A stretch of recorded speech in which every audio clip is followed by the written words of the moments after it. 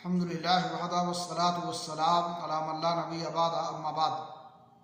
इस्लामी भाइयों, अल्लाह रब्बुल आलमीन ने हमें अपनी इबादत व बंदगी के लिए पैदा किया है और अल्लाह रब्बुल आलमीन की इबादत व बंदगी का सबसे आसान तरीक़ा ज़िक्र व अज़कार है।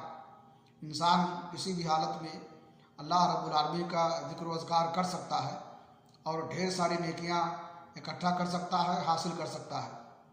अल्लाह रब्बुल आलमीन ने फरमाया, अल्लज़ीना यज़कुरूनल्लाह क़ियामन व क़ुऊदन व अला जुनूबिहिम व यतफ़क्करूना फ़ी ख़ल्क़िस समावाति वल अर्ज़ रब्बना मा ख़लक़्त हाज़ा बातिलन सुब्हानका फ़क़िना अज़ाबन नार।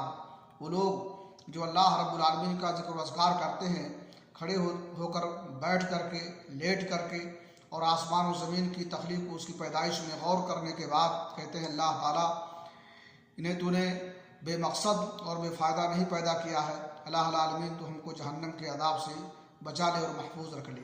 सही बुखारी शरीफ की हदीस है, रसूल अकरम सल्लल्लाहु अलैहि वसल्लम ने फरमाया, कलिमतानि हबीबतानि इलर रहमान खफीफतानि अलल लिसान सक़ीलतानि फिल मीज़ान सुबहानल्लाह व बिहम्दिही सुबहानल्लाहिल अज़ीम।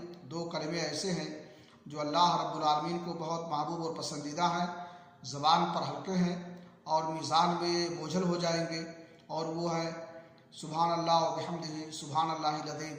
इसलिए सुबहानल्लाह व बिहम्दिही सुबहानल्लाहिल अज़ीम पढ़ करके और दीगर कलिमात को पढ़ करके हम अल्लाह रब्बुल आलमीन का तक़र्रुब हासिल कर सकते हैं और आसान तरीक़े से अल्लाह की बंदगी और इबादत कर सकते हैं। अल्लाह हमें इसकी तौफ़ीक़ बख्शे। व आखिर दुआना अल्हम्दुलिल्लाहि रब्बिल आलमीन।